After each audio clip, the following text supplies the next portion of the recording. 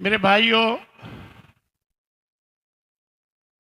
میں نے پچھلے جمعے جہنم سے آزادی کے نجات کے ذرائع بتائے تھے، کیونکہ اللہ تبارک و تعالیٰ نے ارشاد فرمایا ہے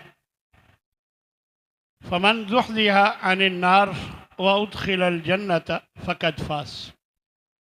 جو جہنم سے بچا لیا گیا اور جنت میں داخل کر لیا گیا وہ کامیاب و کامران۔ تو خطبے کا مقصد اصل میں یہی ہوتا ہے کہ لوگوں کو رہنمائی دی جائے کہ آپ نے جہنم سے کیسے بچنا ہے اور جنت میں کیسے داخل ہونا ہے۔ تو اسی طرح آج میں انشاءاللہ آپ کو گناہوں کے خطرناک نتائج آپ کے سامنے رکھوں گا تاکہ آپ ان گناہوں کی وجہ سے جہنم میں نہ چلے جائیں اور ان گناہوں سے بچ کر آپ اپنے گناہوں سے بچ کر جنت میں چلے جائیں۔ تو اللہ تبارک و تعالی ارشاد فرماتے ہیں وَمَن يُطِعِ اللَّهَ وَرَسُولَهُ فَقَدْ فَازَ فَوْزًا عَظِيمًا۔ جو بھی اللہ اور اس کے رسول کی اطاعت کرتا ہے، جو بھی اللہ اور اس کے رسول کی اطاعت کرتا ہے تو وہ کامیاب و کامران، کامیابیوں سے ہمکنار ہوگا۔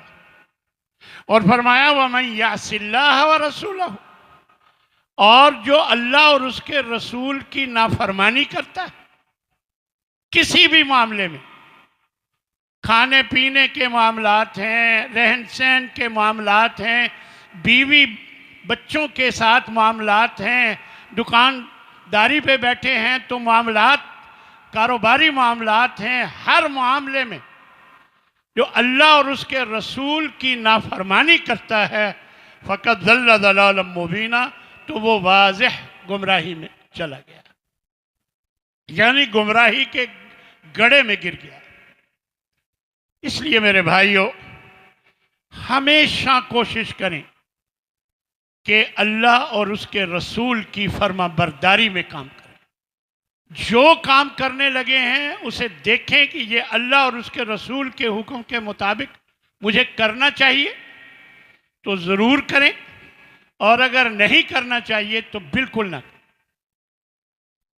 اور اسی طرح کوئی بھی نافرمانی کا کام، اللہ اور اس کے رسول کی نافرمانی کا کام، وہ گمراہی کے گڑھے میں جا گراتا ہے، اس لیے اس سے بچنے کی کوشش کریں۔ ایک اور جگہ اللہ تبارک و تعالی ارشاد فرماتے ہیں وَمَن يُطِعِ اللَّهَ وَرَسُولَهُ، جو بھی اللہ اور اس کے رسول کی اطاعت کرتا ہے يُدْخِلْهُ جَنَّاتٍ تَجْرِي مِن تَحْتِهَا الْأَنْهَارُ، اللہ اسے اپنے باغات میں داخل کرے گا جس کے نیچے سے نہریں بہتی ہیں، خالدین فیہا، وہ اس میں ہمیشہ ہمیشہ رہیں گے، وذالک الفوز العظیم، اور یہ بہت بڑی کامیابی۔ اور ساتھ ہی فرمایا وَمَن يَعْصِ اللَّهَ وَرَسُولَهُ، جو اللہ اور اس کے رسول کی نافرمانی کرتا ہے وَيَتَعَدَّ حُدُودَهُ، اور اس کی مقرر کردہ حدود کو پھلانگتا ہے، يُدْخِلُ نَارًا، اللہ اسے آگ میں داخل کرے گا، خالداً فیہا،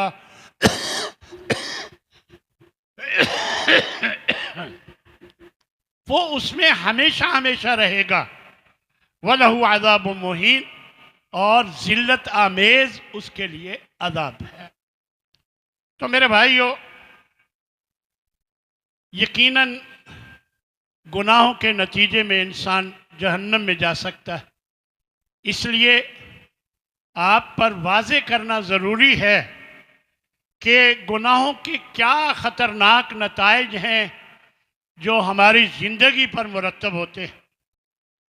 دیکھیں، ایک ہے انفرادی طور پر زندگی پہ جو مرتب ہوتے ہیں نتائج، اور ایک ہے کہ قومی اور اجتماعی لحاظ سے جو خطرناک نتائج گناہوں کے بنتے ہیں، وہ آخر میں اور انفرادی طور پر میں آپ کے سامنے سب سے پہلے نمبر پر دل کا زنگ آلود ہو جانا، نبی کریم صلی اللہ علیہ وسلم کا فرمان ہے، اذا اذنب ان المؤمن اذا اذنب كانت نقطة سوداء في قلبه، جب بھی کوئی بندہ گناہ کرتا ہے تو اس کے دل پر ایک سیاہ دھبا پڑ جاتا ہے۔ فَإِن تَابَ وَنَزَعَ، اگر توبہ کر لے اور گناہ کو چھوڑ دے، وَاسْتَغْفَرَ، اور اللہ سے معافی مانگ لے، سُقِلَ قَلْبُهُ، تو اس کے دل کو دھو دیا جاتا ہے۔ وَإِن زَادَ، اور اگر پھر گناہ پہ ایک اور گناہ کر لیتا ہے، اس کی بھی توبہ نہیں کی، اس کی بھی معافی نہیں مانگی، اور پھر ایک اور گناہ کر لیتا ہے، تو زادت، تو وہ نقطہ بڑھ جاتا ہے، زیادہ ہو جاتا ہے، حتیٰ یعلو قلبہ، یہاں تک کہ پورے دل کو کور کر لیتا ہے اور دل سیاہ ہو جاتا ہے۔ اور اسی کے بارے میں اللہ نے قرآن مجید میں فرمایا، کلا بل ران علی قلوبہم، ہرگز نہیں بلکہ ان کے دل زنگ آلود ہو چکے۔ یہ زنگ آلود دل وہی ہیں جو گناہ کر کر کے سیاہ ہو جاتے ہیں۔ تو سب سے پہلا جو خطرناک نتیجہ ہے گناہ کا، وہ یہ ہے کہ دل زنگ آلود ہو جاتا ہے۔ ایک حدیث میں حضرت عبداللہ بن عباس فرماتے ہیں کہ ان للحسنۃ ضیاء فی الوجہ، جب کوئی بندہ نیکی کرتا ہے تو چہرے پہ روشنی آتی ہے، ونوراً فی القلب، اور دل میں نور پیدا ہوتا ہے، وسعۃً فی الرزق، رزق میں کشادگی آتی ہے، کوئی نیکی کرتا ہے، اچھائی کرتا ہے، بھلائی کرتا ہے، وقوۃً فی البدن، اور بدن میں طاقت آتی ہے، ومحبۃً فی قلوب الخلق، اور پوری مخلوقات کے دلوں میں اللہ اس کی محبت ڈال دیتا ہے۔ اور وَإِنَّ لِلسَّيِّئَاتِ سَوَادًا فِي الْوَجْهِ، اور اگر کوئی گناہ کرتا ہے تو یہ چہرے کی سیاہی کا باعث ہے، چہرہ سیاہ ہو جاتا ہے، وَظُلْمَةً فِي الْقَلْبِ، اور دل پر تاریکی چھائی رہتی ہے، وَوَهْنًا فِي الْبَدْنِ، اور بدن میں کمزوری رہتی ہے، وَنَقْصًا فِي الرِّزْقِ، اور رزق میں کمی آتی ہے، وَبُغْضًا فِي قُلُوبِ الْخَلْقِ، اور مخلوقات کے دلوں میں اس شخص کی نفرت ڈال دی جاتی ہے گناہ کی وجہ سے۔ نیکی کی وجہ سے ساری اچھائیاں ملتی ہیں، اور گناہ کی وجہ سے یہ ساری باتیں جو آپ کے سامنے میں نے رکھی ہیں کہ بدن میں کمزوری آتی ہے اور لوگوں کے دلوں میں نفرت آتی ہے اور چہرے پہ سیاہی آتی ہے، تو یہ سارے گناہوں کی وجہ سے ایسا ہوتا ہے۔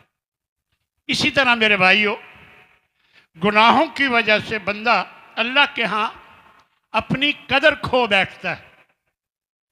نبی کریم صلی اللہ علیہ وسلم کا فرمان ہے، ایاک والمعصیہ، گناہ کرنے سے بچو، فإن بالمعصیۃ حل سخط اللہ عز وجل، کہ جب آپ گناہ کریں گے تو اللہ سخت ناراض ہو جائے گا آپ سے۔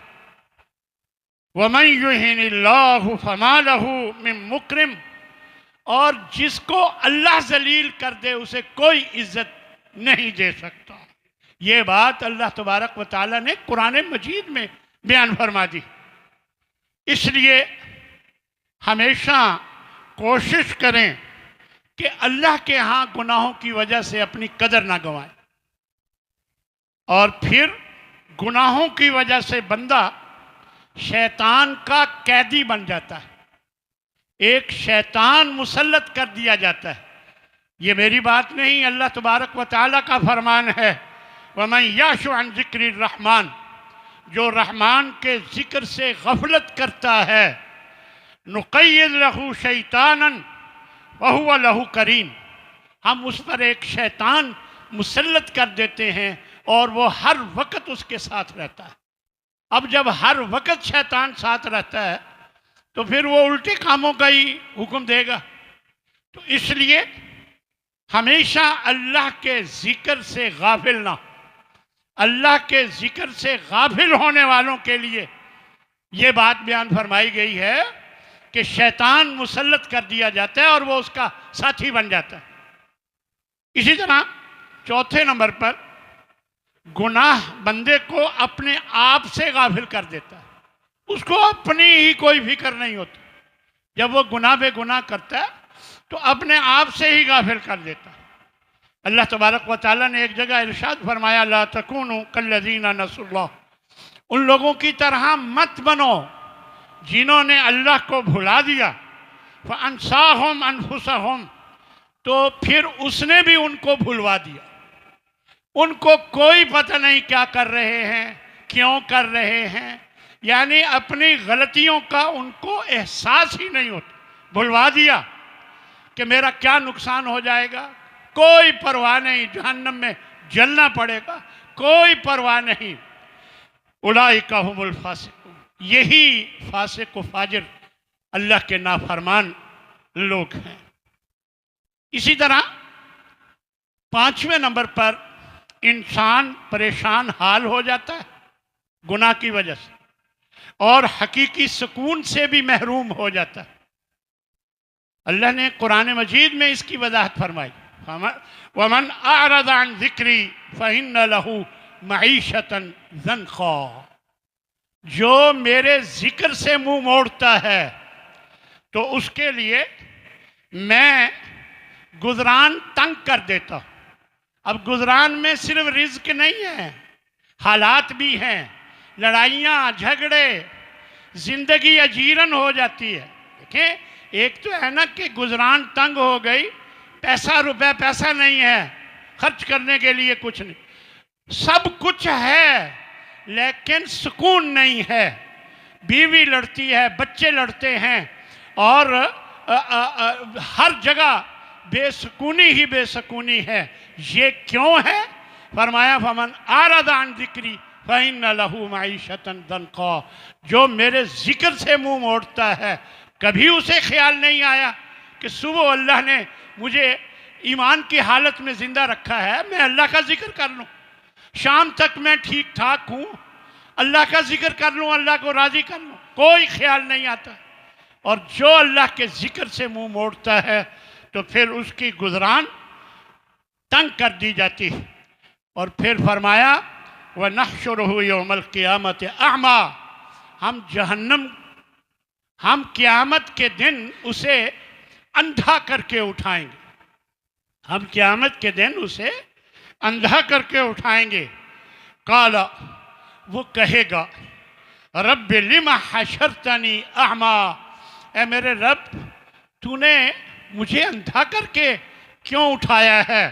وقد کنت بصیرا، میں تو دیکھتا بھالتا تھا، میری آنکھیں تھیں، میں دیکھتا بھالتا تھا، تو نے مجھے اندھا کر کے کیوں اٹھایا ہے؟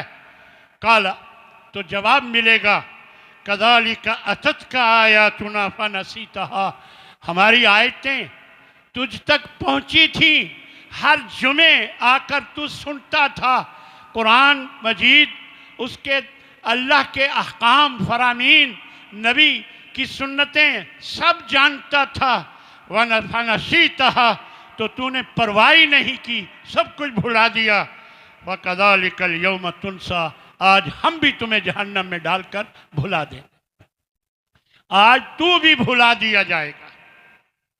تو یہ حقیقی سکون سے انسان گناہوں کی وجہ سے محروم ہو جاتا ہے۔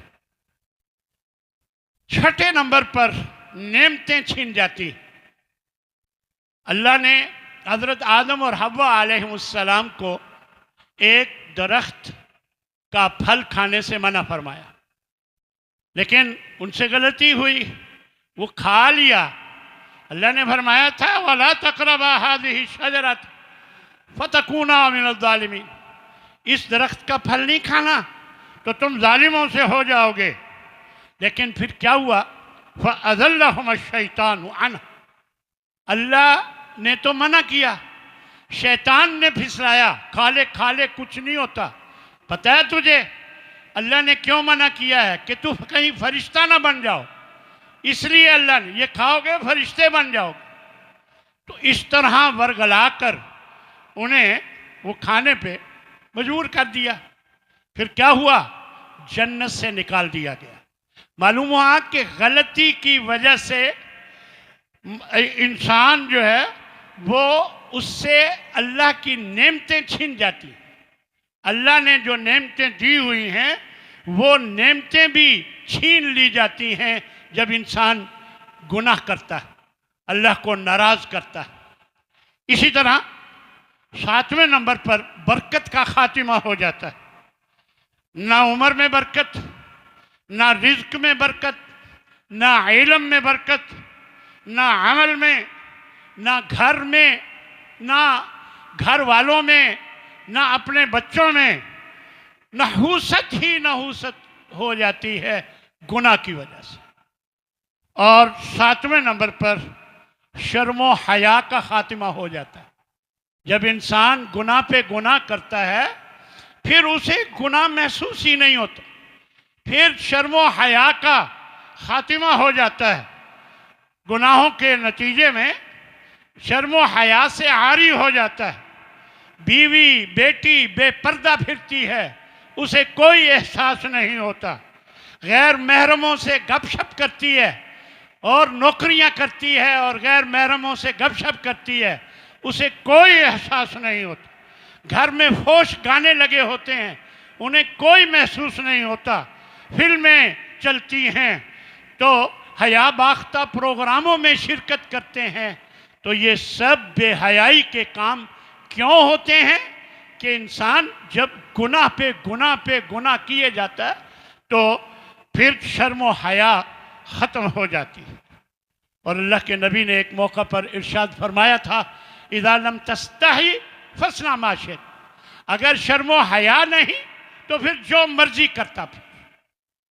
یعنی شرم و حیا ہی انسان کو سیدھے راستے کی طرف لے کے جاتی ہے، اور اگر وہی نہیں تو پھر جو مرضی کرتے رہو۔ 9ویں نمبر پر رزق سے محرومی ہو سکتی ہے گناہوں کی وجہ سے۔ اور ایک حدیث ہے ابن ماجہ کی، آپ صلی اللہ علیہ وسلم ارشاد فرماتے ہیں، وَإِنَّ الرَّجُلَ لَيُحْرَمُ الرِّزْقَ بِخَطِيئَةٍ يَعْمَلُهَا، کہ بعض اوقات انسان صرف اس لیے اپنے رزق سے محروم کر دیا جاتا ہے کہ اس نے فلاں گناہ کر لیا، یعنی کسی گناہ کرنے کی وجہ سے رزق سے محروم کر لیا جاتا ہے۔ اسی طرح علم سے محرومی، علم حاصل کرنے کا نہ شوق، نہ بالکل، اگر کیا ہوا بھی ہے تو کوئی عمل نہیں، علم سے محرومی بن جاتی ہے۔ اور ایک امام شافعی رحمہ اللہ کے استاد ہیں امام مالک، اور وہ ان کے سامنے دوزانو ہو کر سامنے بیٹھے تو استاد نے ان کو سمجھاتے ہوئے یہ کہا، اللہ نے آپ کے دل میں نور پیدا کیا ہے، علم کا، اللہ نے آپ کو علم دیا ہے، اللہ نے آپ کے دل میں نور پیدا کیا ہے، اس نور کو گناہ اور نافرمانی سے بجھا نہ لینا۔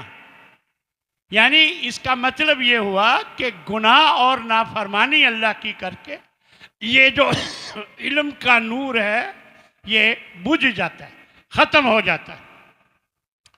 امام شافعی کے بارے میں آتا ہے کہ ان کے 2 شعر ہیں، کہ ان کا ایک استاذ ہے وقیع، ان کا نام ہے، وہ کہتے ہیں شکوت الی وقیع سوء حفظی، میں نے اپنے استاذ وقیع کو اپنے حافظے کی خرابی کی شکایت کی کہ مجھے چیزیں یاد نہیں رہتی، فاوصانی الی ترک المعاصی، تو انہوں نے مجھے وصیت کی کہ تم گناہ چھوڑ دو۔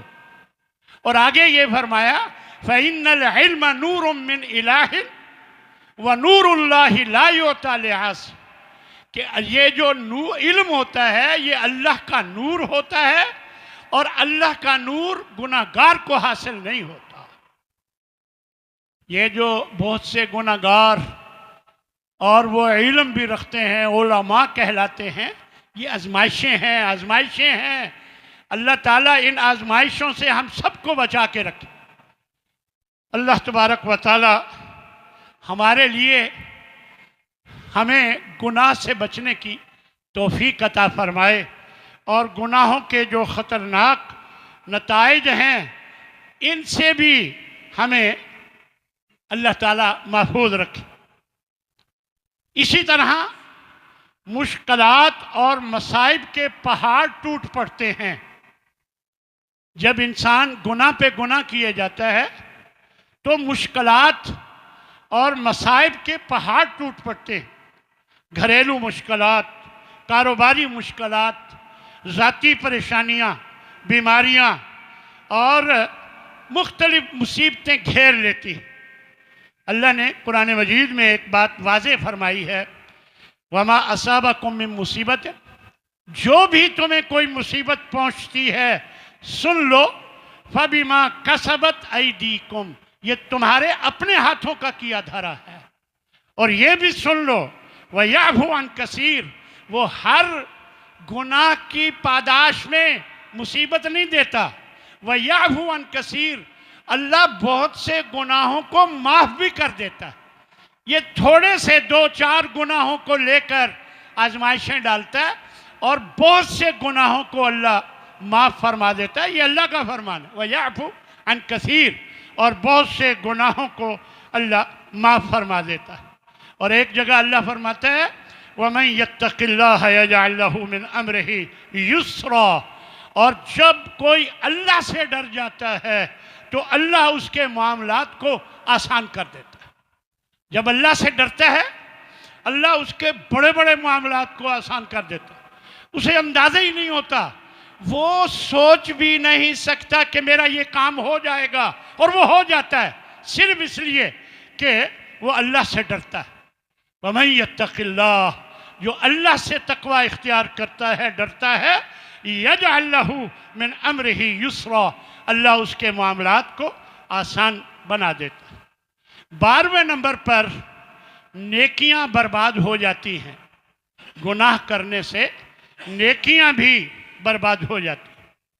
ایک حدیث میں آپ صلی اللہ علیہ وسلم ارشاد فرماتے ہیں، لَأَعْلَمَنَّ أَقْوَامًا مِّنْ أُمَّتِي يَأْتُونَ يَوْمَ الْقِيَامَةِ، میں کچھ لوگوں کو جانتا ہوں جو قیامت کے دن جب آئیں گے، بے حسنات، بہت نیکیاں لے کر آئیں گے، امثال الجبال تہامہ، بیضاً، فرمایا کہ جیسے تہامہ کے پہاڑ سفید ہیں، ایسے بڑے بڑے پہاڑوں کی طرح سفید نیکیاں لے کر آئیں گے۔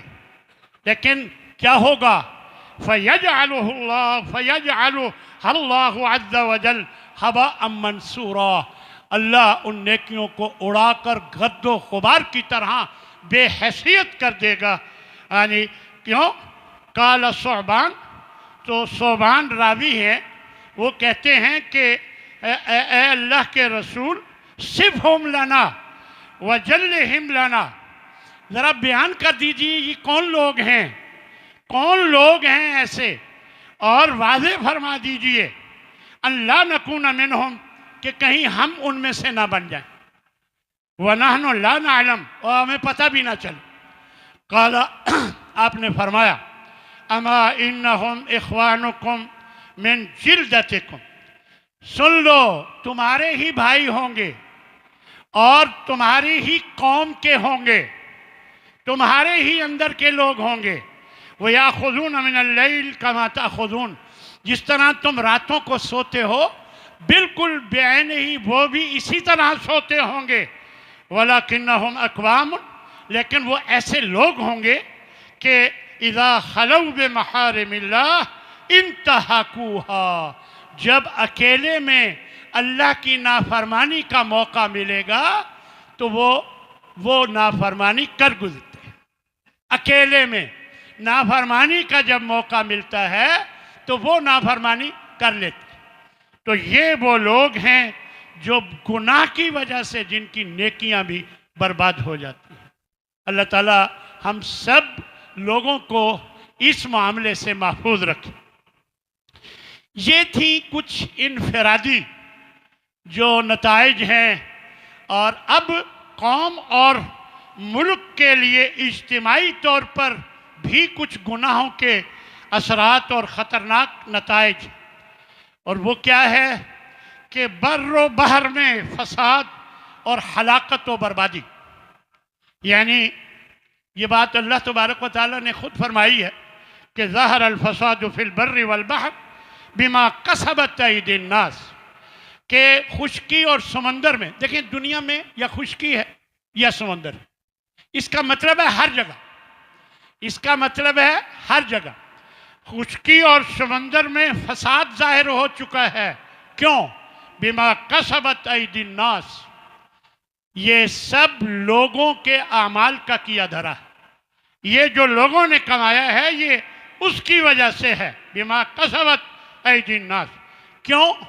لیذیقہم بعد الذی عملوا لعلہم یرجعون. یہ جو انہوں نے عمل کیے ہیں تاکہ اللہ ان کو سزا دے اور وہ شاید واپس لوٹ آئیں، یعنی اصل کی طرف، دین کی طرف، یعنی حقیقت کی طرف واپس لوٹ آئیں. اسی طرح اللہ تبارک و تعالیٰ نے ایک جگہ قوموں کا ذکر فرمایا کہ الم یرو، یعنی کسی ایک قوم کا ذکر فرمایا، ان پر اپنی نعمتوں کا ذکر کیا، پھر نعمتوں کا ذکر کر کے فرمایا فَأَهْلَقْنَاهُمْ بِذُنُوبِهِمْ.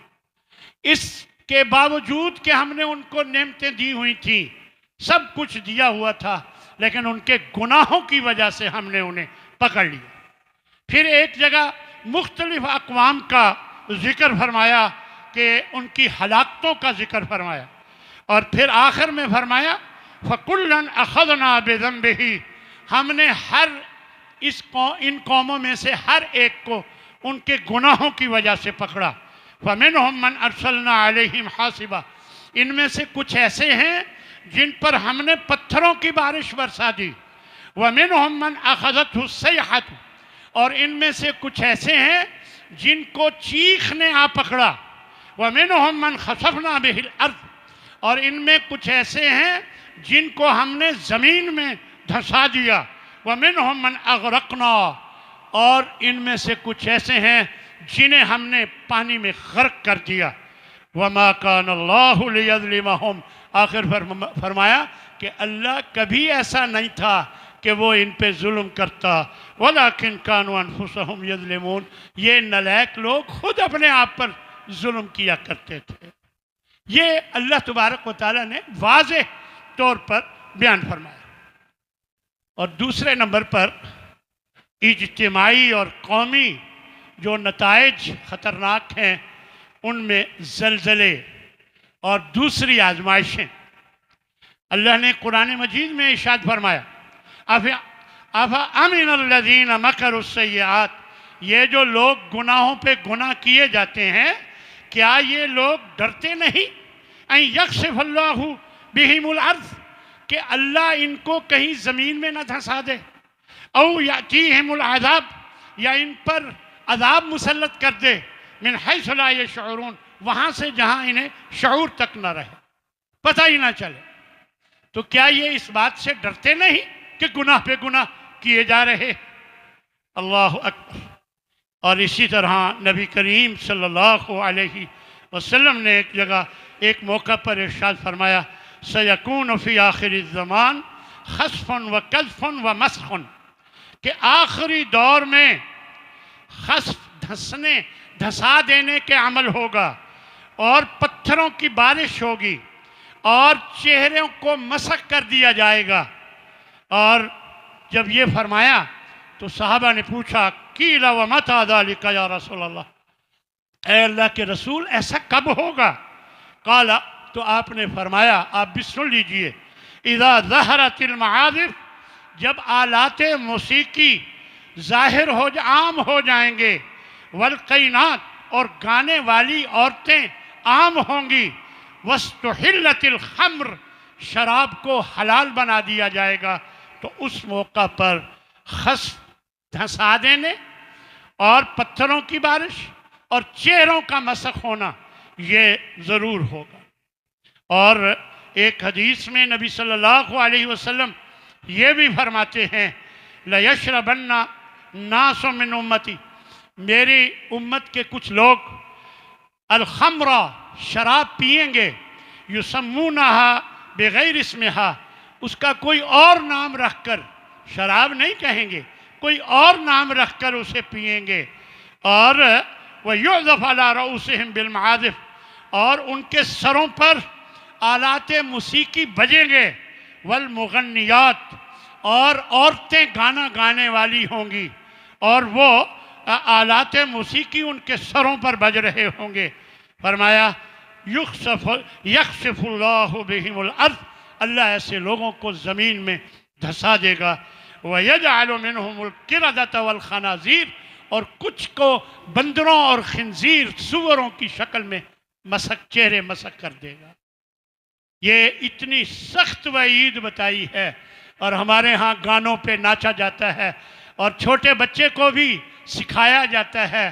خالہ آتی ہے تو کہتی ہے، اس کو کہتے ہیں خالہ کو دکھاؤ کیسے ہاں جی ڈانس کرتے ہیں، تو وہ چھوٹا بچہ بھی ڈانس کر کے دکھاتا ہے۔ یعنی یہ ہم تربیت کر رہے اپنے بچوں کو۔ اللہ تبارک و تعالی ہمیں ان گناہوں کے جو نتائج ہیں، ان گناہوں کے جو ان کے نتائج جو ہیں، اللہ تعالی ہمیں ان سے محفوظ رکھے۔ اسی طرح بد امنی ہوگی، نہ جانیں محفوظ، نہ مال و دولت محفوظ، نہ عزت و آبرو محفوظ، یعنی خوف و ہراس ہی۔ دیکھ لیں آج کل یہی صورتحال، اور اللہ نے ایک قوم کا ذکر فرمایا کہ کانت آمنۃ مطمئنۃ، ایک بستی والوں کا ذکر فرمایا کہ بڑے مزے سے کھاتے پیتے تھے، اور یاتیہا رزقہا رغدا، بڑا کشادہ رزق ان کے پاس آتا تھا، بڑے مزے کرتے تھے، من کل مکان، ہر طرف سے ان کو رزق ملتا تھا۔ لیکن کیا ہوا؟ فکفرت بانعم اللہ، تو انہوں نے اللہ کی نعمتوں کا انکار کیا، ناشکری کی۔ فَأَذَاقَهَا اللَّهُ لِبَاسَ الْجُوعِ وَالْخَوْفِ، تو بما کانوا یصنعون، تو ان کے کرتوتوں کی وجہ سے اللہ نے ان پر بھوک اور خوف کا عذاب مسلط کر دیا۔ کھاتے پیتے تھے، سب کچھ تھا، لیکن نافرمانی اور ناشکری کی وجہ سے ان پر بھوک اور خوف کا عذاب مسلط کر دیا گیا۔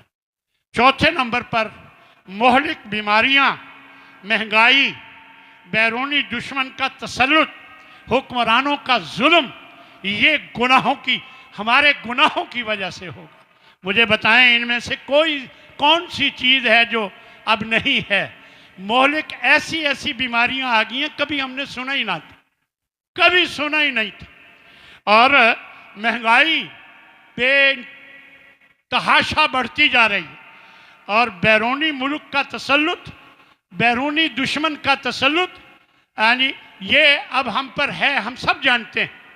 اور اسی طرح حکمرانوں کا ظلم، یہ سب کچھ اب ہمارے گناہوں کی وجہ سے ہمیں بھگتنا پڑ رہا ہے۔ اللہ کے نبی نے صلی اللہ علیہ وسلم نے ارشاد فرمایا تھا، لم تظہر الفاحشۃ فی قوم، جب بھی کسی قوم میں بے حیائی عام ہوتی ہے، یعنی حتی یعلنوا بہا، اور اعلانیہ بے حیائی کرتے ہیں، الا فشا فیہم الطاعون والاوجاع، ان لوگوں میں طاعون اور ایسی بیماریاں آ جائیں گی، التی لم تکن مضت فی اسلافہم، جو ان کے باپ دادا میں کبھی نہیں آئی تھی، الذین مضوا، جو پہلے گزر چکے ہیں۔ تو میرے بھائیوں، اس سے بڑھ کر اور کیا واضح بات نبی صلی اللہ علیہ وسلم کی ہمارے سامنے کون سی ہوگی؟ اب بھی ہمیں اللہ سے ڈرنا چاہیے اور اپنی اصلاح کرنی چاہیے۔ پانچویں نمبر پر جو اجتماعی طور پر گناہوں کے نتائج ہیں، اجتماعی طور پر خطرناک، ان میں ذلت و رسوائی مسلط کر دی جائے۔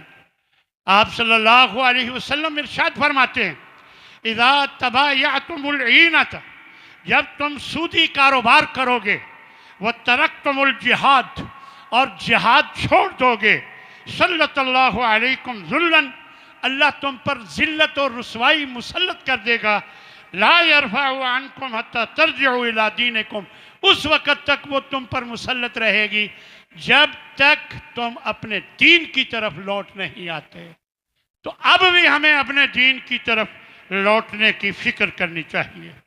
اور اسی طرح آخر میں فتح شکست میں غلطیوں کی وجہ سے بدل جاتی ہے، یعنی فتح ہو گئی، وہی فتح شکست میں بدل جاتی ہے غلطیوں کی وجہ سے۔ اور اس کی مثال جنگ احد، جس میں مسلمانوں کو فتح نصیب ہوئی، پھر ایک تھوڑی سی اللہ اور اس کے رسول کی نافرمانی ہوئی، یعنی حکم عدولی ہوئی، تو اس کی وجہ سے یہ فتح شکست میں بدل گئی، 70 صحابہ شہید ہو گئے اس موقع پر۔ تو معلوم ہوا کہ ہمیں سمجھنا چاہیے کہ جب ہم گناہ کرتے ہیں تو اس کے ہمارے اوپر انفرادی طور پر بھی خطرناک اثرات مرتب ہوتے ہیں، اور قومی اور اجتماعی طور پر بھی اس کے اثرات ہوتے ہیں۔ لہذا ہمیں اللہ سے دعا کرنی چاہیے کہ اللہ ہمیں ہر قسم کے گناہوں سے بچا کے رکھے، تاکہ یہ جو نتائج ہیں گناہوں کے، ہم اس سے بچے رہیں۔ اللہ تبارک و تعالی میرا بھی اور آپ سب کا حامی و ناصر ہو۔ وآخر دعوانا ان الحمد للہ رب العالمین۔